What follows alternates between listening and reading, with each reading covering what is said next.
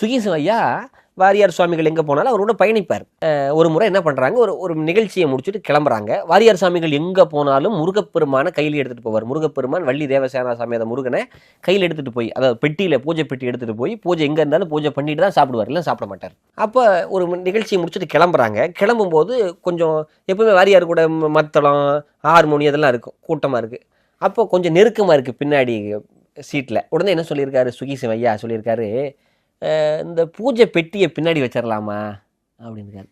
வாரியார் சுவாமிகள் சொன்னாங்களாம், முருகனை பின்னாடி வைக்கலாமான்னு கேட்டாரான். டிக்கியில் இருக்குல்ல, முருகனை பின்னாடி வைக்கலாமா அப்படின்னு கேட்டாரான்.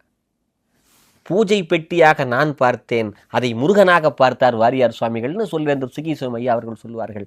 அப்போ சொல்லொன்று செயலொன்று இல்லாமல் எல்லாமே முருகனாக பார்த்தவர் திருமுருக வாரியார் சுவாமிகள். அவருக்கு முருகன் தான் எல்லாமே. அவர் நினைச்சது நடந்துச்சுங்க. அவர் என்ன நினைச்சாரோ அதை முருகன் நடத்தி கொடுப்பார்.